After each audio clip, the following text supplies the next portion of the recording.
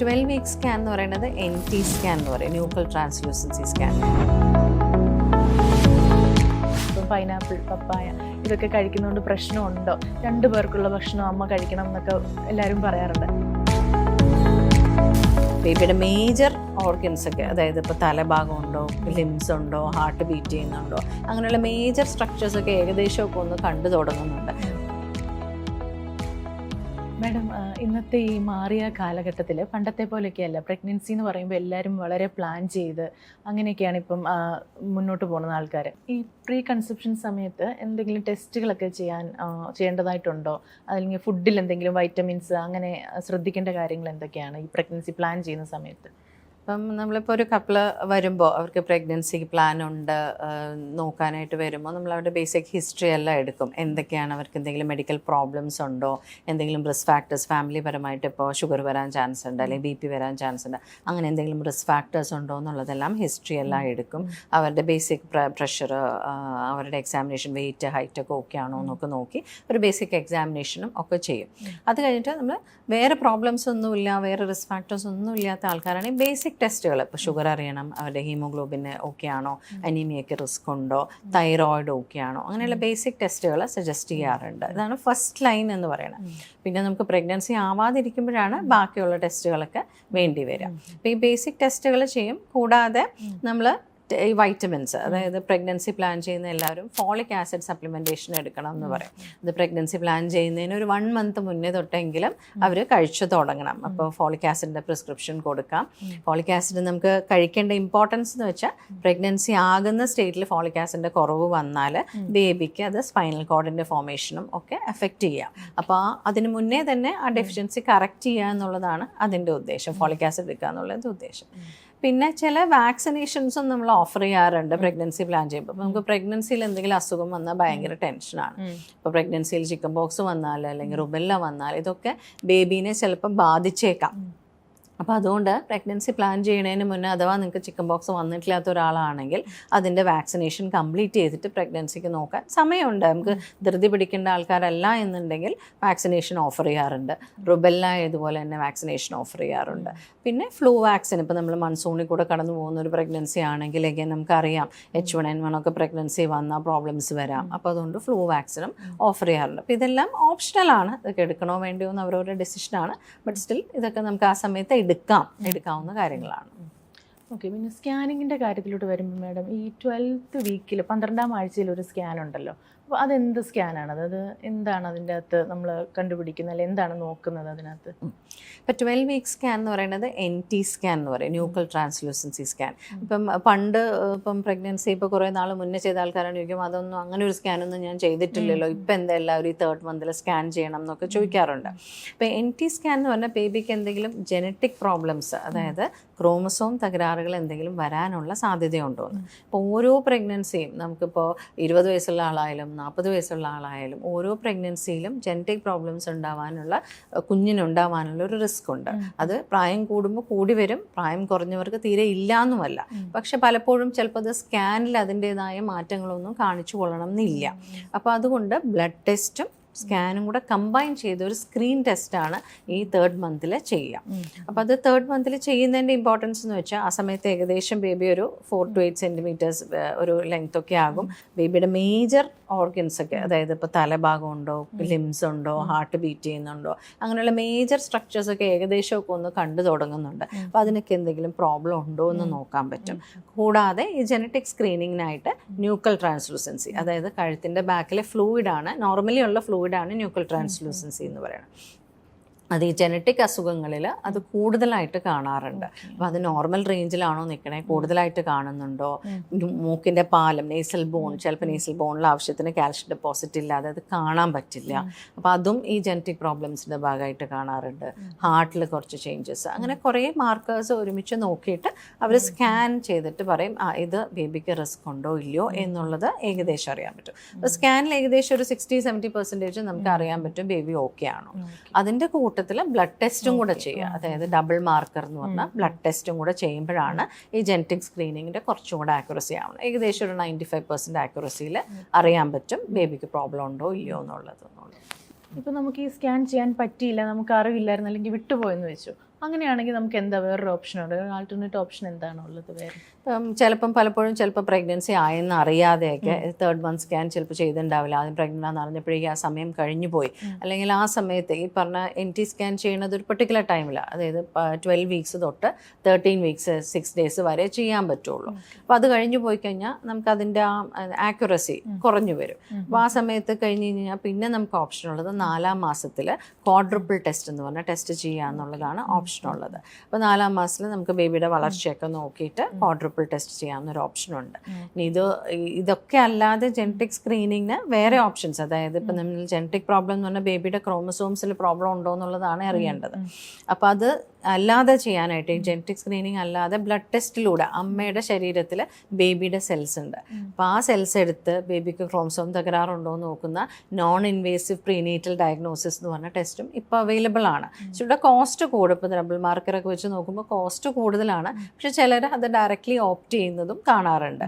ഇപ്പോൾ ഡബിൾ മാർക്കറിന് ഇപ്പോൾ ഞാൻ പറഞ്ഞ പോലെ ഏകദേശം ഒരു 95% അതാണ് അതിൻ്റെ ഒരു ആക്യുറസി പറയണത്. ഇവിടെ NIPT എന്ന് പറയുന്ന ടെസ്റ്റ് ആകുമ്പോൾ ഏകദേശം 99% നമുക്ക് ആക്യുറസി ഇമ്പ്രൂവ് ചെയ്യാൻ പറ്റും. അപ്പോൾ ചിലർക്ക് നമുക്ക് പ്രത്യേകിച്ചും അഡ്വാൻസ്ഡ് ഏജ് ഉള്ളവർക്ക് അല്ലെങ്കിൽ നേരത്തെ എന്തെങ്കിലും റിസ്ക് ഫാക്ടേഴ്സ് നമ്മൾ ഐഡൻറ്റിഫൈ ചെയ്തിട്ടുണ്ടെങ്കിൽ ഡയറക്റ്റ്ലി നമ്മൾ NIPT എന്ന് പറഞ്ഞ ടെസ്റ്റും ഓഫർ ചെയ്യാറുണ്ട്. ഈ 20 വീക്കിലെ 20ാം ആഴ്ചയിലെ ഒരു സ്കാൻ ഉണ്ട്, അനോമലി സ്കാൻ എന്ന് പറയുന്നത്. അതിലെന്തൊക്കെയാണ് നമ്മൾ നോക്കുന്നത്? അനോമലി സ്കാൻ ആ പേര് പോലെ തന്നെ ബേബിക്കിൽ എന്തെങ്കിലും അനോമലീസ് ഉണ്ടോ, അതായത് സ്ട്രക്ചറലായിട്ട് എന്തെങ്കിലും പ്രോബ്ലംസ് ഉണ്ടോ എന്ന് നോക്കുന്നതാണ് ഈ 20 week സ്കാൻ. അപ്പം അത് 20 week തിരഞ്ഞെടുക്കാൻ കാര്യം ആ ഒരു സമയമാകുമ്പോഴേക്കും ഏകദേശം ബേബിയുടെ ഓർഗൻസിൻ്റെ ഒക്കെ ഫോർമേഷൻ നമുക്ക് കാണാൻ പറ്റുന്ന ഒരു വലുപ്പത്തിലേക്ക് എത്തിയിട്ടുണ്ട്. അപ്പോൾ ഹാർട്ടായാലും 4 അറകളുണ്ടോ, കണ്ണുണ്ടോ, ചെവിയുണ്ടോ, അതിൻ്റെ പൊസിഷനൊക്കെ കറക്റ്റ് ആണോ, ലിംസ് എല്ലാം ഫോം ചെയ്തിട്ടുണ്ടോ, കൈയുടെ എല്ലാ ഭാഗങ്ങളും ഉണ്ടോ, കാലിൻ്റെ എല്ലാ ഭാഗങ്ങളും ഉണ്ടോ, അങ്ങനെ ഓരോ ഓർഗൻസും സെപ്പറേറ്റ് ആയിട്ട് നമുക്ക് ഏകദേശം കാണാൻ പറ്റും ഒരു സമയമാണ്. കുറച്ചും കൂടെ വലുതായി കഴിഞ്ഞാൽ ബോൺസ് ഒക്കെ തിക്കായിട്ട് നമുക്ക് ബേബീനെ കാണാൻ പറ്റുന്നത്, അതിൻ്റെ എല്ലാം ഷാഡോ ഫോം ചെയ്യും. അപ്പോൾ ഉള്ളിലേക്ക് നമുക്ക് കാണാനുള്ള ആ ഒരു വ്യൂ റെസ്ട്രിക്റ്റഡ് ആകും. അപ്പോൾ ആ ഒരു സമയം എന്ന് പറഞ്ഞാൽ 5 മാസം എന്നൊക്കെ പറയുമ്പോൾ ബേബി നമുക്ക് ഒറ്റ ഒരു ഫ്രെയിമിൽ കാണാൻ പറ്റും ബേബീനെ. ബേബിയുടെ ഓർഗൻസ് ഒക്കെ ഏകദേശം വലുതായതുകൊണ്ട് അതിൻ്റെയൊക്കെ സ്ട്രക്ചേഴ്സ് ഓക്കെ ആണോ എന്ന് അസസ് ചെയ്യാൻ പറ്റും. പിന്നെ എന്തെങ്കിലും മേജർ പ്രോബ്ലംസ് ഉണ്ട്, ഇപ്പോൾ ചിലപ്പോൾ നമുക്ക് ഒന്നും സാൽവേജ് ചെയ്യാൻ പറ്റാത്തൊരു കണ്ടീഷനുള്ള ഒരു മേജർ അനോമലി ഉണ്ടെന്ന് വിചാരിക്കാം. അപ്പോൾ നമ്മുടെ ഇന്ത്യയുടെ ലീഗൽ റൂൾ അനുസരിച്ച് ഇപ്പോൾ നമുക്ക് പ്രൊസീഡ് ചെയ്യേണ്ട, ഇപ്പോൾ ഒരു മേജർ പ്രോബ്ലം ഐഡൻറ്റിഫൈ ചെയ്തു, ആ പ്രഗ്നൻസി നമുക്ക് ആ ബേബിയുടെ പ്രോഗ്നോസിസ് മോശമാണ്, നമുക്ക് പ്രൊസീഡ് ചെയ്യേണ്ട എന്നൊരു തീരുമാനമാണെങ്കിൽ നമുക്ക് ഇന്ത്യയുടെ ഇപ്പോഴത്തെ റൂൾ അനുസരിച്ച് 24 weeks കഴിഞ്ഞ് കഴിഞ്ഞാൽ നമുക്കത് അങ്ങനെ ചെയ്യാൻ പറ്റില്ല, പ്രഗ്നൻസി ടെർമിനേറ്റ് ചെയ്യാൻ പറ്റില്ല. അപ്പോൾ അങ്ങനെ ഒരു ആവശ്യത്തിലേക്ക് പോകാതെ അതിന് മുന്നേ എന്തെങ്കിലും അനോമലി ഉണ്ടെങ്കിൽ കണ്ടുപിടിക്കുക എന്നുള്ളതാണ് ഈ 20 week സ്കാനിൻ്റെ ഉദ്ദേശം. പക്ഷേ പലപ്പോഴും എല്ലാ അനോമലീസും ഒന്നും പിക്ക് ചെയ്യാൻ പറ്റിയെന്ന് വരില്ല. അപ്പോൾ ലേറ്റ് ആയിട്ടും പല അനോമലീസ് കണ്ടിട്ടുണ്ടായിരുന്നു. 5ാം മാസം സ്കാൻ നോർമലാണ്, പക്ഷെ പിന്നീടത്തെ സ്കാനുകളിൽ പ്രോബ്ലം കണ്ടുപിടിച്ചു എന്നൊക്കെ നമ്മൾ പലപ്പോഴും കേൾക്കാറുണ്ട്. അപ്പോൾ അങ്ങനെ ഒരു ഇൻസിഡൻസ് വരുന്ന വെച്ചാൽ ചിലത് ഡെവലപ്പിംഗ് അനോമലീസ് ആണ്. ഇപ്പോൾ ബ്രെയിൻ എന്ന് പറഞ്ഞാൽ 5 മാസത്തിൽ ബ്രെയിൻ്റെ ഡെവലപ്മെൻറ്റ് കംപ്ലീറ്റ് ആയിട്ടില്ല, പിന്നെയും അത് ഡെവലപ്പ് ചെയ്തുകൊണ്ടിരിക്കുകയാണ്. അപ്പോൾ അങ്ങനെയുള്ള ഡെവലപ്പിംഗ് അനോമലീസ് ചിലപ്പോൾ മിസ്സായി പോകും. ഇനി വളരെ ചെറിയ കാര്യങ്ങൾ, അപ്പോൾ അതായത് ചിലപ്പോൾ എക്സ്ട്രാ ഒരു ഫിംഗർ ഉണ്ടത്, അതൊക്കെ ചിലപ്പോൾ ബേബിയുടെ പൊസിഷൻ കൊണ്ട് ചിലപ്പോൾ കണ്ടുപിടിക്കാൻ പറ്റിയില്ല എന്ന് വരും. ചെറിയ ഹാർട്ടിലെ ഹോളുകൾ, അങ്ങനെയുള്ള കാര്യങ്ങളൊക്കെ വളരെ സട്ടിലായിട്ടുള്ള കാര്യങ്ങളൊക്കെ ചിലപ്പോൾ ഇതിൽ മിസ്സായി പോയിന്ന് വരും. അപ്പോൾ പിന്നീടുള്ള സ്കാനുകളിലായാൽ പോലും, അതായത് ഇപ്പം 20 weekലെ അനോമലി സ്കാൻ ചെയ്തെങ്കിൽ പോലും പിന്നീടുള്ള സ്കാനുകളിലും എന്തെങ്കിലും മേജറായിട്ട് പ്രോബ്ലംസ് ഉണ്ടോ എന്ന് സ്കാൻ ചെയ്യുന്ന ഡോക്ടേഴ്സ് അസസ് ചെയ്യുന്നുണ്ട് എന്നുള്ളത്.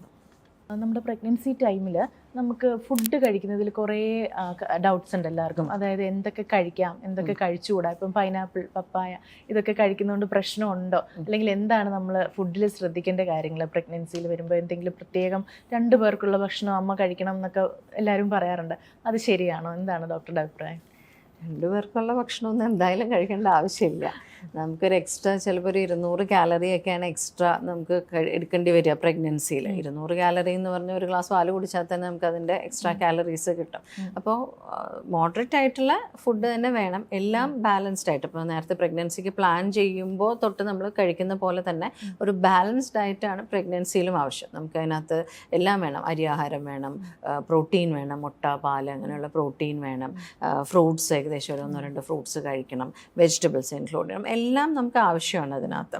എക്സ്ട്രാ ആയിട്ട് നമുക്ക് വേണ്ടത് കാൽഷ്യം റിച്ച് ഫുഡും അയൺ റിച്ച് ഫുഡും. ഇതൊക്കെ പ്രഗ്നൻസിയിൽ കൂടുതൽ ആവശ്യമുള്ള കാര്യങ്ങളാണ്. അപ്പോൾ അയൺ റിച്ച് ഫുഡ് എന്ന് പറയുമ്പോൾ നമുക്ക് മറ്റേ ഇലക്കറികൾ കൂടുതൽ ഇൻക്ലൂഡ് ചെയ്യാം, ഡേറ്റ്സ്, ഡ്രൈ ഫ്രൂട്ട്സ്, പിന്നെ റെഡ് മീറ്റ്, ചിക്കൻ മീറ്റ്, ഇതെല്ലാം സോസസ് എന്നുള്ളതെല്ലാം അയൺ റിച്ച് ആണ്. അപ്പോൾ അതൊക്കെ നോൺ വെജിറ്റേറിയൻ കഴിക്കുന്ന ആൾക്കാരാണെങ്കിൽ അതൊക്കെ കൂടുതൽ ഇൻക്ലൂഡ് ചെയ്യാനായിട്ട് നോക്കുക.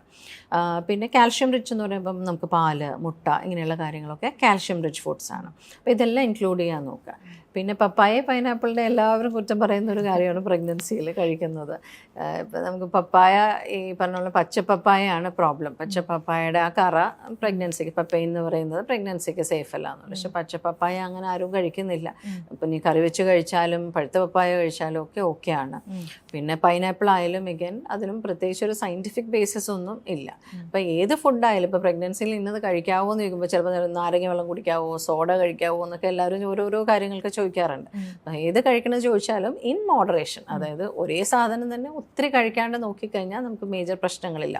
ഇപ്പോൾ പുളിയാണ് ഇഷ്ടം എന്ന് പറയുമ്പം മാങ്ങ, ഇതൊക്കെയാണല്ലോ പ്രഗ്നൻസി ആകുമ്പോൾ എല്ലാവരും അസോസിയേറ്റ് ചെയ്യുന്ന ഫുഡ്. അപ്പോൾ മാങ്ങ ഒത്തിരി കഴിക്കാമോ എന്ന് ചോദിച്ചാൽ അത് പുളിയാണ്. അപ്പോൾ കൂടുതൽ പുളി ചെല്ലുമ്പോൾ അസിഡിറ്റി കൂടും. പ്രഗ്നൻസിയിൽ പൊതുവേ ഈ അസിഡിറ്റി പ്രശ്നം ഉള്ളതാണ്. അപ്പം ഒന്നും കൂടെ അസിഡിറ്റി കൂടാനുള്ള ചാൻസ് വരും. അങ്ങനെ ഓരോന്നിനും ഇപ്പം മധുരമുള്ള സാധനങ്ങൾ കൂടുതൽ കഴിച്ചാൽ നമ്മുടെ ഷുഗർ കൂടാം. അങ്ങനെ ഓരോ കാര്യങ്ങളും ഇൻ മോഡറേഷൻ കഴിച്ചു കഴിഞ്ഞാൽ നമുക്ക് പ്രഗ്നൻസിക്ക് വലിയ പ്രശ്നങ്ങളില്ലാതെ പോകാം. പിന്നെ നമ്മൾ മെഡിസിൻസ്, പ്രഗ്നൻസിയിൽ മെഡിസിൻസ് എടുക്കുമ്പം എന്താണ് എല്ലാ മെഡിസിനും എടുക്കാൻ പറ്റുമോ, അതോ എന്താണ് എടുക്കരുതാത്തത്, അതും കൂടി ഒന്ന് പറയൂ. പ്രഗ്നൻസിയിൽ അസുഖം വരുമ്പോൾ പലപ്പോഴും മെഡിസിൻസ് കഴിക്കാണ്ടൊക്കെ ആൾക്കാർ നോക്കാറുണ്ട്. അപ്പോൾ അതിൻ്റെ ഒന്നും ആവശ്യമില്ല. മിക്കവാറും മെഡിസിൻസും പ്രഗ്നൻസിയിൽ സേഫാണ്. അതായത് അതിൽ ഒഴിവാക്കേണ്ടതായിട്ട് കുറച്ച്, ഇപ്പോൾ ചില ആൻറ്റിബയോട്ടിക്കുകൾ, ചില സ്റ്റിറോയിഡുകൾ, അങ്ങനെയുള്ള ചില മെഡിസിൻസ് നമുക്ക് ചിലപ്പോൾ ഡോസ് കുറച്ചിട്ടോ അല്ലെങ്കിൽ ചെറിയ സേഫ് ആയിട്ടുള്ള രീതിയിലേക്കോ ചിലപ്പോൾ കൊടുക്കേണ്ടി വരും. അല്ലാതെ മിക്കവാറും ഇപ്പോൾ ഒരു പനി വരുമ്പോൾ കഴിക്കുന്ന പാരസെറ്റമോളോ അല്ലെങ്കിൽ തുമ്മൽ വരുമ്പോൾ എടുക്കുന്ന അലർജിയുടെ മെഡിസിൻസോ ഒക്കെ പ്രഗ്നൻസിയിൽ സേഫാണ്. പിന്നെ ആവശ്യമുണ്ടോയെന്നനുസരിച്ച്, ഇപ്പോൾ നമുക്ക് ചിലപ്പോൾ വോമിറ്റിങ്ങിന് മെഡിസിൻ കൊടുക്കുമ്പോൾ അവരത് കഴിക്കുകയല്ല. ആ വോമിറ്റിങ് പ്രഗ്നൻസിയിൽ മെഡിസിൻ എടുക്കാൻ പാടില്ല എന്നാണ് എല്ലാവരും പറയുന്നത്, അതുകൊണ്ട് ഞാൻ കഴിച്ചില്ല, എന്നിട്ട് ഛർദ്ദിച്ച് ഔഷധമായിട്ടൊക്കെ വരുന്നവരുണ്ട്. അപ്പോൾ അതിൻ്റെ ഒന്നും ആവശ്യമില്ല. നമുക്കിപ്പോൾ നമ്മുടെ ആവശ്യം അനുസരിച്ച്, ഭയങ്കര ഛർദ്ദിയാണ്, ഭക്ഷണം കഴിക്കാൻ പറ്റുന്നില്ലെങ്കിൽ ഛർദ്ദിയുടെ മെഡിസിൻ എടുക്കുക. ആസിഡിറ്റി കൂടുതലാണ്, നമുക്ക് ഓരോ നേരവും ബുദ്ധിമുട്ട് വരുന്നുണ്ടെങ്കിൽ അതിൻ്റെ മെഡിസിൻ എടുക്കുക. അതേപോലെ ഇപ്പോൾ പനി, അസുഖങ്ങൾ വരുമ്പോൾ തന്നെത്താനെ പോയിട്ട് മെഡിക്കൽ ഷോപ്പിൽ പോയി മരുന്ന് വാങ്ങാതെ ഒരു ഡോക്ടറെ കാണിച്ച് പ്രഗ്നൻസി ആണെന്ന് പറഞ്ഞ് ആവശ്യമുള്ള ആൻറ്റിബയോട്ടിക് എടുക്കേണ്ടതാണെങ്കിൽ അത് കഴിക്കുക, സേഫായിട്ടുള്ള മെഡിസിൻ കഴിക്കുക.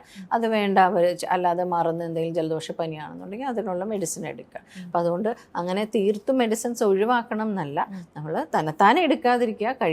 സ്ഥിരം കഴിച്ചുകൊണ്ടിരിക്കുന്ന മെഡിസിൻസ് ആണെങ്കിൽ നമ്മൾ ഡോക്ടറെ ആദ്യം കാണിച്ചിട്ട് ഇതൊക്കെ കണ്ടിന്യൂ ചെയ്യാമോ എന്ന് കൺഫേം ചെയ്യുക, എന്നിട്ട് കണ്ടിന്യൂ ചെയ്യുക എന്നുള്ളത്.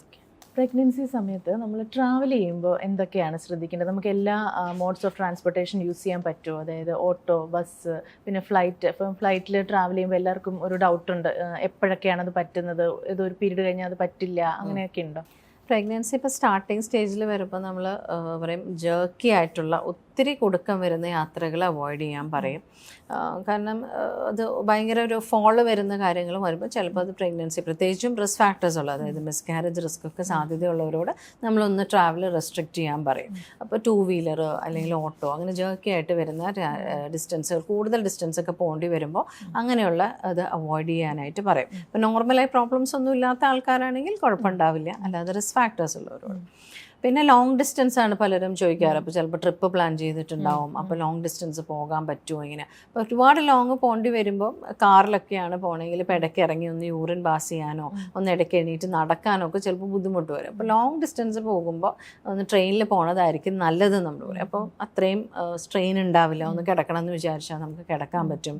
ഒരു 2-3 hours കൂടുമ്പോൾ ഒന്ന് യൂറിൻ പാസ് ചെയ്യാൻ പറ്റും. ഇപ്പോൾ പ്രഗ്നൻസിയിൽ പൊതുവേ നമ്മുടെ സർക്കുലേഷനൊക്കെ കുറച്ച് മോശമാണ്. അപ്പോൾ ഒരേ പൊസിഷനിൽ ഇങ്ങനെ ഇരിക്കുകയൊക്കെ ചെയ്യുമ്പോൾ കാലിലേക്കുള്ള ബ്ലഡ് ഫ്ലോ ഒക്കെ മോശമായി ക്ലോട്ടൊക്കെ ഫോം ചെയ്യാനൊക്കെ റിസ്ക് വരും. അപ്പോൾ അതുകൊണ്ട് ഒരേ പൊസിഷനിൽ ഇരുന്നുള്ള യാത്ര ഒഴിവാക്കുക, ബ്രേക്ക് ചെയ്തിട്ട്. ഇപ്പോൾ നമുക്കൊരു 4 മണിക്കൂറിൻ്റെ യാത്രയാണെങ്കിൽ ഒരു 2 മണിക്കൂർ 2 മണിക്കൂർ കഴിയുമ്പോൾ ഒന്ന് ഇറങ്ങി ഒന്ന് നടന്ന് ഒന്ന് യൂറിനൊക്കെ പാസ് ചെയ്ത് വെള്ളമൊക്കെ കുടിച്ച് അങ്ങനെ പ്രൊസീഡ് ചെയ്യാനായിട്ട് പറയാറുണ്ട്.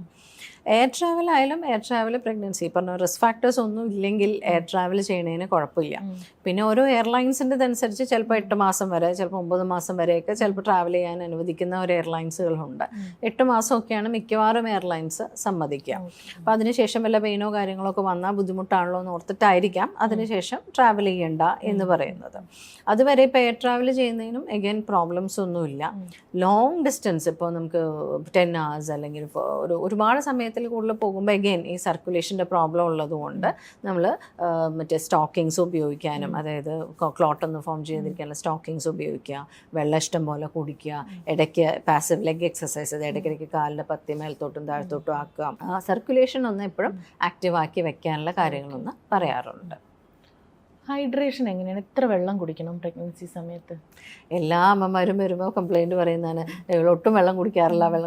വെള്ളം നമുക്ക് ഒരു പ്രത്യേകിച്ച് ഛർദ്ദിക്കാൻ വരുന്ന ടെൻഡൻസിയൊക്കെ ഉള്ളതുകൊണ്ടായിരിക്കാം എല്ലാവരും വെള്ളം കുടിക്കുന്ന, അല്ലെങ്കിൽ എപ്പോഴും യൂറിൻ പാസ് ചെയ്യണമെന്നൊക്കെ ഓർത്തിട്ട് ഒന്ന് റെസ്ട്രിക്റ്റ് ചെയ്യാറുണ്ട് പ്രഗ്നൻസിയിൽ. പക്ഷെ അത് ചെയ്യേണ്ട. നമ്മൾ ദാഹം അനുസരിച്ച് നമ്മൾ വെള്ളം കുടിക്കണം. മിനിമം ഒരു 2 ലിറ്ററെങ്കിലും പ്രഗ്നൻസി, ഇപ്പോൾ ചൂട് സമയമാണെങ്കിൽ അതിലും കൂടുതൽ നമുക്ക് വെള്ളം കുടിക്കേണ്ടി വരും.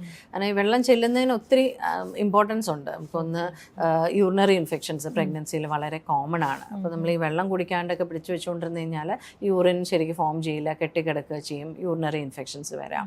എഗെയിൻ കോൺസ്റ്റിപ്പേഷൻ പ്രഗ്നൻസിയിൽ വലിയൊരു ബുദ്ധിമുട്ടാണ്. കോൺസ്റ്റിപ്പേഷനും ഇതുപോലെ വെള്ളം ചെല്ലുന്നു കഴിഞ്ഞാൽ ആ സ്റ്റൂള് കുറച്ചും കൂടെ സോഫ്റ്റായി പോകാനായിട്ട് ഹെൽപ്പ് ചെയ്യും. പിന്നെ സർക്കുലേഷൻ, നേരത്തെ പറഞ്ഞ പോലെ സർക്കുലേഷൻ ഒരു പ്രോബ്ലമാണ്. പ്രഗ്നൻസിയിൽ ക്ലോട്ട് ഫോർമേഷൻ റിസ്ക് കൂടുതലാണ്. അപ്പോൾ ആ ഒരു ഭയങ്കര കോൺസെൻട്രേറ്റഡ് ആയിട്ട് ബ്ലഡ് ഇരിക്കുമ്പോൾ ക്ലോട്ട് ഫോർമേഷന് ചാൻസ് കൂടും. അപ്പോൾ നമ്മൾ വെള്ളമൊക്കെ കുടിച്ച് ഹൈഡ്രേറ്റ് ഒക്കെ ചെയ്തിരുന്നു കഴിഞ്ഞാൽ അതിനുള്ള ചാൻസും കുറയ്ക്കാം. അപ്പോൾ അതുകൊണ്ട് മിനിമം ഒരു 2 liters വെള്ളം എന്തായാലും കുടിക്കാനായിട്ട് നോക്കണം. അതിപ്പം പച്ചവെള്ളമായിട്ട് കുടിക്കണം എന്ന് എല്ലാവരും വിചാരിക്കുമ്പോൾ പച്ചവെള്ളം കുടിച്ചിട്ട് ഛർദ്ദിക്കാൻ വരുന്നു, അങ്ങനെ വേണ്ട. ലിക്വിഡ്സ് എന്നാണ് ഉദ്ദേശിക്കുന്നത്. എല്ലാ ലിക്വിഡ്സും കൂടെ കൂട്ടി ഏകദേശം അത്രയും ഉണ്ടാവണം. ഒരു പ്രഗ്നൻറ്റ് ലേഡി വീട്ടിലായിരിക്കുമ്പോൾ ശ്രദ്ധിക്കേണ്ട കാര്യങ്ങൾ എങ്ങനെയാണ്? അതായത് ഇപ്പോൾ നമ്മൾ പറയും ഒരു വശം തന്നെ ചെരിഞ്ഞ് കിടക്കരുത്, അല്ലെങ്കിൽ ഏത് വശം ചെരിഞ്ഞാണ് കിടക്കേണ്ടത്, പിന്നെ എന്തെങ്കിലും വാർണിംഗ് സൈൻസ്, അതായത് എന്താ അപകടം ഉണ്ടോ ഇല്ലെന്ന് എങ്ങനെ അറിയും, എപ്പോൾ ഹോസ്പിറ്റലിൽ പോകണം, ഇതൊക്കെ എങ്ങനെ അറിയുക? നമുക്ക് പ്രഗ്നൻസിയുടെ ഓരോ സ്റ്റേജിലും ഓരോ വാർണിംഗ് സൈൻസും ബുദ്ധിമുട്ടുകളും ഉണ്ടാവും. അപ്പോൾ നമുക്കിപ്പോൾ ഓരോ വിസിറ്റിലും അവരുടെ റിസ്ക് ഫാക്ടേഴ്സ് അനുസരിച്ച് കുറേ കാര്യങ്ങളൊക്കെ നമ്മൾ അവർക്ക് പറഞ്ഞു കൊടുക്കുന്നുണ്ട്. പൊതുവേ പ്രഗ്നൻസിയിൽ ഇപ്പം ഒരു അസാധാരണമായൊരു വേദന വരികയാണ്. അപ്പോൾ അവിടെ ഇവിടെയൊക്കെ കുറച്ച് അസ്വസ്ഥതകൾ എന്തായാലും ഉണ്ടാകും. നമുക്കിപ്പോൾ വയറിലവിടെ കൊളുത്തി പിടിക്കുന്ന പോലെ പൊസിഷൻ മാറുമ്പോൾ ഒരു നടുവേദന, ഇതൊക്കെ ഉണ്ടാകുന്ന പ്രശ്നങ്ങളാണ്. പക്ഷെ മാറാത്ത അസാധാരണമായൊരു വേദന വരുന്നുണ്ട്, അല്ലെങ്കിൽ ബ്ലീഡിങ് വരുന്നുണ്ട്, അത് നമ്മൾ ഒരിക്കലും നോർമലായിട്ട് ഒരു സമയത്തും പ്രഗ്നൻസിയിൽ പ്രതീക്ഷിക്കാത്ത കാര്യങ്ങളാണ്. പിന്നെ എന്തെങ്കിലും ഇൻഫെക്ഷൻ വരുന്നതിൻ്റെ, അണുബാധ വരുന്നതിൻ്റെ, യൂറിനറി ഇൻഫെക്ഷനാണ് വളരെ കോമൺ. അപ്പോൾ മൂത്രം ഒഴിക്കുമ്പോൾ ബുദ്ധിമുട്ട്, അല്ലെങ്കിൽ പനി വരിക, ഇതുപോലെ ഛർദിയുള്ള ആൾക്കാരാണെങ്കിൽ ഭക്ഷണം കഴിക്കാൻ പറ്റാത്ത പോലുള്ള ഛർദി, അവശത വരിക, തലകറക്കം വരിക, ഇതൊക്കെ പ്രഗ്നൻസിയിൽ ഏത് സമയത്തായാലും ഒരു പരിധിക്കപ്പുറം നമ്മൾ എന്തെങ്കിലും ബുദ്ധിമുട്ടുണ്ടെങ്കിൽ വരാൻ പറയുന്ന കാര്യങ്ങളാണ്. പിന്നെ ഓരോ സിറ്റുവേഷൻ അനുസരിച്ച്, ഇപ്പം മാസം തികയാറായ ഒരാളാണെങ്കിൽ, അല്ലെങ്കിൽ ഒരു 9 മാസം കഴിഞ്ഞ ഒരാളാണെങ്കിൽ കുട്ടിയുടെ അനക്കം ശ്രദ്ധിക്കണം എന്ന് നമ്മൾ പറയും.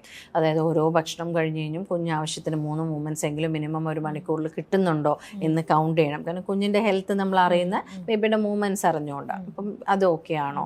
ഇനിയിപ്പം 9 മാസമൊക്കെ കഴിയുമ്പോൾ എപ്പോൾ വേണമെങ്കിലും പെയിൻ വരാം. അപ്പോൾ ലേബർ പെയിൻ വരുന്നത് എങ്ങനെയാണെന്ന് അവർക്ക് ഏകദേശം എക്സ്പ്ലെയിൻ ചെയ്ത് കൊടുക്കും. ഇങ്ങനെ വന്നാൽ ലേബർ പെയിൻ വരാം, ലേബർ പെയിൻ അല്ലെങ്കിൽ വെള്ളം പോവുക, അല്ലെങ്കിൽ ബ്ലീഡിങ് വരിക, ആ സമയമൊക്കെ ആകുമ്പോൾ അങ്ങനെയുള്ള സിംറ്റംസ് വരുമ്പോൾ ഹോസ്പിറ്റലിലേക്ക് പോകേണ്ടി വരും. അപ്പോൾ നോർമൽ നമുക്ക് ഒരു പ്രഗ്നൻസി തുടങ്ങുമ്പോൾ ഉണ്ട് അസ്വസ്ഥതകളല്ലാതെ മാറാത്തൊരു അസ്വസ്ഥത വരുമ്പോൾ ഹോസ്പിറ്റലിലേക്ക് വരിക എന്നുള്ള പറയണം. എന്തുകൊണ്ടാണ് ഇപ്പോൾ ആ സമയത്ത് വേദന വരണേ, അല്ലെങ്കിൽ എന്തുകൊണ്ട് ആ സമയത്ത് ഇപ്പോൾ ബ്ലീഡിങ് കണ്ടേന്ന് നമുക്ക് ചിലപ്പോൾ മനസ്സിലാക്കാൻ പറ്റില്ല. അപ്പോൾ എക്സാമിൻ ചെയ്ത് ബേബി ഓക്കെ ആണോ, അമ്മ ഓക്കെ ആണോ എന്ന് ഹോസ്പിറ്റലിൽ വന്ന് ചെക്ക് ചെയ്ത് പോകുന്നതാണ് എപ്പോഴും നല്ലത്. പിന്നെ കിടക്കുന്നത് 5 മാസം വരെ നമുക്കിപ്പം ഏത് പൊസിഷനായാലും ഓക്കെ ആണ്. അപ്പോൾ കിടക്കുന്നതിൻ്റെ ഇമ്പോർട്ടൻസ് വരുന്ന കാര്യം, മലന്ന് കിടക്കുമ്പോൾ യൂട്രസിൻ്റെ പുറകിൽ കൂടിയാണ് ഈ ബേബിയിലേക്കുള്ള രക്തക്കുഴലുകളൊക്കെ, രക്തോട്ടം കൊണ്ട് ബ്ലഡ് ഫ്ലോ പോകുന്ന രക്തക്കുഴലുകളൊക്കെ പോകുന്നത്. അപ്പോൾ നേരെ കിടക്കുമ്പോൾ യൂട്രസിൻ്റെ ഭാരം കാരണം അതിലേക്ക് പ്രഷർ വരും. അപ്പം ബ്ലഡ് ഫ്ലോ കുറയാനൊരു ചാൻസ് വരും. അതുകൊണ്ട് 5 മാസമൊക്കെ കഴിയുമ്പോൾ യൂട്രസിന് അത്യാവശ്യം വലുപ്പമായി. അപ്പോൾ അതുകൊണ്ട് 5 മാസമൊക്കെ കഴിയുമ്പോൾ ചെരിഞ്ഞ് കിടക്കുക. അതും ഇടതുവശം യൂട്രസിന് റൈറ്റിലേക്ക് കുറച്ചൊരു ചായ്വുണ്ട്. അപ്പോൾ അതുകൊണ്ട് ഇടതുവശത്തേക്ക് ചെരിഞ്ഞ് കിടക്കുന്നതാണ് ഏറ്റവും നല്ലതെന്ന് പറയും. പക്ഷേ കണ്ടിന്യൂസ് ആയിട്ട് ഇടത് വശം ചെരിഞ്ഞ് കിടക്കാനൊന്നും പറ്റില്ല. ഒരു വശം കിടക്കുമ്പോൾ മുഴുവൻ ഇങ്ങനെ മരച്ചൊക്കെ വരും, വേദനയാകും. അപ്പോൾ മറ്റേ സൈഡിലേക്ക് കിടക്കുക എന്നുള്ളത്. ഈ ചെരിഞ്ഞ് കിടന്ന് ഉറക്കം ശീലമില്ലാത്തവരാകുമ്പോൾ ഫുള്ളായിട്ട് ചെരിഞ്ഞ് കിടക്കുമ്പോൾ ഉറങ്ങാൻ പറ്റുന്നില്ല എന്നൊക്കെ പറയാറുണ്ട്. അപ്പോൾ അങ്ങനെ വരുമ്പോൾ നമുക്ക് ബേസിക്കലി യൂട്രസ് ഒരു വശത്തേക്കൊന്ന് ചാഞ്ഞ് കിടക്കണമെന്നേ ഉള്ളൂ. അപ്പോൾ ഒരു തലോണ ഒരു സൈഡിൽ വെച്ചിട്ട് പെൽവസിൻ്റെ ഒരു സൈഡിൽ വെച്ചിട്ട് അതൊക്കെ വയറൊന്ന് ചെരിച്ചിട്ടാലും കുഴപ്പമില്ല. മലന്ന് കിടക്കണ്ട എന്നുള്ളത്. ഇപ്പോൾ നമുക്ക് ഒരു വശത്തുനിന്ന് ഒരു വശത്തേക്ക് ചെരിയണമെങ്കിൽ മലന്ന് ആ ഒരു കുറച്ച് നേരം ഒന്നും കിടന്നൊന്നും വെച്ച് കുഴപ്പമില്ല. അല്ലാതെ കൂടുതൽ സമയവും ലെഫ്റ്റ് ലാറ്ററൽ അല്ലെങ്കിൽ റൈറ്റിലേക്ക് തിരിഞ്ഞ് കിടക്കുക എന്ന് പറയും. പ്രായം കൂടിയ സ്ത്രീകളിലുള്ള പ്രഗ്നൻസിയിൽ എന്തൊക്കെയാണ് അതിന് വരാവുന്ന അപകട സാധ്യതകൾ, അല്ലെങ്കിൽ എന്തുകൊണ്ടാണ് അത് ഹൈ റിസ്ക് പ്രഗ്നൻസി എന്ന് പറയുന്നത്? നമ്മളൊരു ഹൈ റിസ്ക് പ്രഗ്നൻസി എന്ന് പറയുന്നത് എന്തെങ്കിലും കോംപ്ലിക്കേഷൻസ് ബേബിക്കോ മദറിനോ നോർമൽ അല്ലാതെ എന്തെങ്കിലും പ്രോബ്ലംസ് വരാൻ ചാൻസ് ഉള്ള ഒരു സ്റ്റേറ്റസിനെയാണ് ഹൈ റിസ്ക് പ്രഗ്നൻസി എന്ന് പറയുന്നത്. ഫോർ എക്സാമ്പിൾ ഇപ്പോൾ അമ്മയ്ക്ക് ഷുഗർ ഉണ്ട്, അല്ലെങ്കിൽ അമ്മയ്ക്ക് BP ഉണ്ട്. ഇപ്പോൾ കുഞ്ഞിൻ്റെ കേസ് കൺസിഡർ ആണെങ്കിൽ കുഞ്ഞിന് എന്തെങ്കിലും വളർച്ചക്കുറവുണ്ട്, അല്ലെങ്കിൽ മറ്റ് പ്രീവിയസ് പ്രഗ്നൻസിയിൽ കുഞ്ഞിന് എന്തെങ്കിലും പ്രോബ്ലംസ് സംഭവിച്ചിട്ട് നമുക്ക് കുഞ്ഞിനെ കിട്ടിയില്ല, അങ്ങനെ ഒരു അവസ്ഥയൊക്കെ ഉള്ളതാകുമ്പോൾ ഒരു ഹൈ റിസ്ക് പ്രഗ്നൻസി ആയിട്ട് നമ്മളതിനെ കൂട്ടും. ഇപ്പോൾ നമ്മൾ കോമൺലി കാണാറുണ്ട്, ഇപ്പോൾ 35 കഴിഞ്ഞ് ഒത്തിരി പേര് കൺസീവ് ചെയ്യുന്നത്. അപ്പം ചിലപ്പോൾ നമ്മളെല്ലാം വർക്കിംഗ് ലേഡീസാണ്, കരിയറൊക്കെ ഒന്ന് സെറ്റായി കഴിഞ്ഞിട്ട് പ്രഗ്നൻസി നോക്കാം എന്ന് പ്ലാൻ ചെയ്ത് കുറച്ചും കൂടെ കഴിഞ്ഞിട്ട്, ഇപ്പോൾ മാരേജൊക്കെ കഴിഞ്ഞാൽ ഒരു 3-4 ഇയേഴ്സ് ഒക്കെ കഴിഞ്ഞിട്ട് പ്രഗ്നൻസി മതി അങ്ങനെയൊക്കെ ചിന്തിച്ച് വരുമ്പോൾ ഏകദേശം ഒരു 35 ഒക്കെ കഴിഞ്ഞ് പ്രഗ്നൻസി ആവുന്ന ഒത്തിരി പേരെ നമ്മളിപ്പോൾ കാണാറുണ്ട്. അപ്പോൾ അത് നമ്മൾ ഹൈ റിസ്ക് ആവാൻ കാരണം പ്രായം കൂടുന്തോറും നമുക്കറിയാം നമുക്ക് അസുഖങ്ങൾ വരാം. ഇപ്പോൾ നമുക്ക് ഷുഗർ വരാം, നമുക്ക് BP വരാം, നമുക്ക് അസ്വസ്ഥതകൾ, അതായത് നടുവേദന, അങ്ങനെയുള്ള മെക്കാനിക്കലായിട്ടുള്ള അസുഖങ്ങളൊക്കെ കൂടുതലായിട്ട് വരാനുള്ള സാധ്യതയുണ്ട്. അപ്പോൾ ഈ ഷുഗറും പ്രഷറും ഒക്കെ പ്രഗ്നൻസിയിൽ വരുമ്പോൾ അത് അമ്മയ്ക്കും കുഞ്ഞിനും കോംപ്ലിക്കേഷൻസ് വരാൻ ചാൻസ് ഉള്ള കാര്യങ്ങളാണ്. അപ്പോൾ അതുകൊണ്ട് തന്നെ ഇതിനൊരു ഹൈ റിസ്ക് പ്രഗ്നൻസി ആയിട്ടാണ് നമ്മൾ മാനേജ് ചെയ്യുക. അപ്പോൾ വളരെ ക്ലോസ് ആയിട്ടുള്ള പ്രഗ്നൻസി ഫോളോ അപ്പും കൂടുതൽ സ്കാനുകളും അങ്ങനെയെല്ലാം വളരെ ക്ലോസ് ആയിട്ട് ഒരു ടെർഷ്യറി കെയർ സെൻറ്ററിൽ ഫോളോ അപ്പ് ചെയ്യുന്നതാണ് നല്ലതെന്ന് പറയാം. അപ്പം പ്രഗ്നൻസിയിൽ വരാവുന്ന കോംപ്ലിക്കേഷൻസ് എന്ന് പറഞ്ഞാൽ ഇപ്പം അമ്മയ്ക്ക് വരുന്ന ഈ പറഞ്ഞ പോലെ ഷുഗർ വരാം, പ്രഷർ വരാം, കുഞ്ഞിന് വളർച്ചക്കുറവ് വരാം, മിസ്കാരേജിനുള്ള സാധ്യത പ്രഗ്നൻസിയിൽ കൂടുതലാണ്. കാരണം പ്രായം കൂടുന്തോറും എഗ്സിൻ്റെ ഏജും കൂടുന്നുണ്ട്, അപ്പോൾ മിസ്കാരേജ് വരാനുള്ള ചാൻസും കൂടുതലാണ്. പിന്നെ നേരത്തെ പെയിൻ വരിക, അങ്ങനെയുള്ള ഇഷ്യൂസൊക്കെ വരാൻ ചാൻസ് കൂടുതലുള്ളതാണ്. അപ്പോൾ അതുകൊണ്ട് തന്നെ വളരെ ക്ലോസ് ഫോളോ അപ്പ് വേണ്ടി വരും. കുഞ്ഞിൻ്റെ ഇത് എടുക്കുവാണെങ്കിൽ കുഞ്ഞിന് വൈകല്യങ്ങൾ വരാനും ജനറ്റിക് ആയിട്ടായാലും അല്ലാണ്ട് സ്ട്രക്ചറൽ പ്രോബ്ലംസ് വരാനുള്ള ചാൻസ്, കുഞ്ഞിന് വളർച്ചക്കുറവ് വരാനുള്ള ചാൻസ്, നേരത്തെ ഡെലിവറി ചെയ്യുന്നതിൻ്റെ ബുദ്ധിമുട്ടുകൾ വരാനുള്ള ചാൻസ്, ഇതെല്ലാം കുഞ്ഞിൻ്റെ സൈഡിൽ നിന്നും വരാവുന്ന കാര്യങ്ങളാണ്. അപ്പോൾ ഇതൊക്കെ അവോയ്ഡ് ചെയ്യാനായിട്ട് നമുക്ക് എന്ത് ചെയ്യാൻ പറ്റുമെന്ന് വെച്ചാൽ നമ്മൾ പ്രഗ്നൻസി പ്ലാൻ ചെയ്യുന്നതിന് മുന്നേ തന്നെ ഒരു ചെക്കപ്പിന് വരാൻ പറയും. അവരുടെ ഇപ്പോഴത്തെ സ്റ്റേറ്റസ് എല്ലാം അസസ് ചെയ്യും. അവർക്ക് എന്തൊക്കെ വരാൻ, നമുക്ക് പ്രഗ്നൻസിയിൽ എന്തൊക്കെ നമ്മൾ ആൻറ്റിസിപ്പേറ്റ് ചെയ്യണം എന്ന് മനസ്സിലാക്കി അതിനുള്ള പ്രിവെൻറ്റീവ് മെഷേഴ്സ് എല്ലാം സ്റ്റാർട്ട് ചെയ്യാം. ഇപ്പോൾ ഹൈറ്റ്, വെയിറ്റ് അങ്ങനെയൊക്കെ ഐഡിയലായിട്ടാണോ, ഹൈറ്റൊക്കെ ഐഡിയലായിട്ടാണോ ഇരിക്കുന്നത്, വെയിറ്റ് കൂടുതലുള്ളവരാണെങ്കിൽ ഒന്ന് വെയിറ്റൊക്കെ കുറച്ചിട്ട്, ഷുഗറുള്ള ഒരാൾക്കാരാണെങ്കിൽ ഷുഗറൊക്കെ ഒന്ന് കൺട്രോൾ ചെയ്തിട്ട് പ്രഗ്നൻസി പ്ലാൻ ചെയ്യാൻ പറയും. പിന്നെ നമ്മൾ പ്രഗ്നൻസിയിൽ പറഞ്ഞ ഫോളോ അപ്പ്, അതായത് അവരുടെ ചെക്കപ്പുകൾ ചിലപ്പോൾ ഫ്രീക്വൻ്റ് ആയിട്ടുണ്ടാകും. ഓരോ വിസിറ്റിലും നമ്മൾ പ്രഷർ കാര്യങ്ങൾ, ഷുഗർ കാര്യങ്ങളൊക്കെ മോണിറ്റർ ചെയ്യും. കുഞ്ഞിൻ്റെ വളർച്ച നോക്കാൻ ചിലപ്പോൾ മാസം സ്കാനുകൾ വരും. ഇതെല്ലാം പറയാറുണ്ട്. പിന്നെ ജനറ്റിക് സ്ക്രീനിങ്ങിന് നമ്മൾ സാധാരണ ഡബിൾ മാർക്ക് ടെസ്റ്റ് കൂടാതെ ഫെർദർ ടെസ്റ്റുകളും ചിലപ്പോൾ പറയാറുണ്ട്. മാഡം, ഈ ജൂലൈ എന്ന് പറയുന്നത് ഫൈബ്രോയിഡ് അവയർനെസ് മന്താണ്. അപ്പോൾ എന്താണ് ഈ ഫൈബ്രോയിഡ്? അപ്പോൾ അത് ആർക്കൊക്കെയാണ് വരാൻ, അതായത് ഏതെങ്കിലും ഒരു ഏജ് കാറ്റഗറി ഉണ്ടോ ഇതിന് ഫൈബ്രോയിഡിന്? അപ്പോൾ എല്ലാ ഫൈബ്രോയിഡും പ്രോബ്ലമാറ്റിക് ആണോ, അതോ ക്യാൻസറസ് ആവാൻ ചാൻസ് ഉണ്ടോ, എന്താണ് ഒന്ന് പറയുമോ അതിനെക്കുറിച്ച്? ഫൈബ്രോയിഡ്സ് യൂട്രസിൻ്റെ ഭിത്തിയിൽ വളരുന്ന ഒരു ട്യൂമറാണ്. ട്യൂമർ എന്ന് പറയുമ്പോൾ നമ്മൾ പേടിക്കാനല്ല, അത് ക്യാൻസറസ് അല്ല, അത് മസിലിനുണ്ടാവുന്ന ഒരു വളർച്ച, ഒരു തടിപ്പ് എന്ന് പറയാം. അത് യൂഷ്വലി ഒരു 40s കഴിയുമ്പോൾ മിക്കവാറും സ്ത്രീകൾക്കും ഫൈബ്രോയിഡ്സ് കാണാറുണ്ട്. അതിലും ചെറുപ്പത്തിൽ, അതായത് ചിലപ്പം 20 അല്ലെങ്കിൽ 18 വയസ്സിലും ചിലപ്പോൾ ഫൈബ്രോയിഡ്സ് കാണാറുണ്ട്. പക്ഷെ കോമൺ ആയിട്ട് കാണുന്നത് ഒരു 40s ഒക്കെ കഴിയുമ്പോഴാണ് ഫൈബ്രോയിഡ്സ് കാണാറ്. ഇപ്പോൾ ഇപ്പോൾ നമ്മൾ മറ്റുള്ളൊരു കാര്യത്തിന് സ്കാൻ ചെയ്ത് നോക്കുമ്പോൾ ഫൈബ്രോയിഡ് ഉണ്ടെന്ന് പലപ്പോഴും വന്ന് കണ്ട റിപ്പോർട്ട് കാണിക്കാറുണ്ട്. അപ്പം അങ്ങനെ ഏസിംപ്റ്റമാറ്റിക് ആയിട്ട്, അതായത് ഒരു ബുദ്ധിമുട്ടും ഉണ്ടാകാതെ ഫൈബ്രോയിഡ്സ് നമ്മൾ സ്കാനിൽ കണ്ടുപിടിക്കും, കോയിൻസിഡൻ്റലായിട്ട് കണ്ടുപിടിക്കുന്നതാണ് മിക്കവാറും പേർക്കും.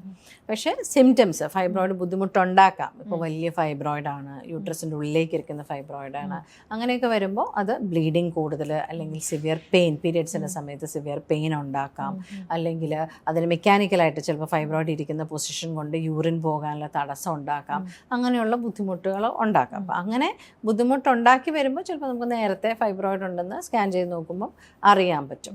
പ്രഗ്നൻസിക്ക് ട്രൈ ചെയ്യുന്നവരാണെങ്കിൽ ചിലപ്പോൾ ഫൈബ്രോയിഡ്സ് ഇരിക്കുന്ന പൊസിഷൻ അനുസരിച്ച് ചിലപ്പോൾ അത് പ്രഗ്നൻസി കൺസീവ് ചെയ്യാനായിട്ട് ചിലപ്പോൾ ഉള്ള ബുദ്ധിമുട്ടുണ്ടാക്കാം. ഇനി കൺസീവ് ആയി കഴിഞ്ഞ് കഴിഞ്ഞാൽ ഫൈബ്രോയിഡ് ഉള്ളിലേക്ക് ഇരിക്കുന്ന ഫൈബ്രോയിഡ് ആണെങ്കിൽ മിസ്കാരേജ് ഉണ്ടാക്കാം. ഇതൊക്കെയാണ് ഫൈബ്രോയിഡ്സ് കൊണ്ടുണ്ടാക്കാവുന്ന ബുദ്ധിമുട്ടുകൾ. അപ്പോൾ നമുക്ക് ഫൈബ്രോയിഡ് ഉണ്ടാവാതിരിക്കാൻ എന്തെങ്കിലും ചെയ്യാൻ പറ്റുമോ എന്ന് ചോദിച്ചു കഴിഞ്ഞാൽ ഹെൽത്തി അഗൈൻ ഇത് ഫുള്ള് നമ്മുടെ കൺട്രോളിലുള്ള കാര്യമല്ല.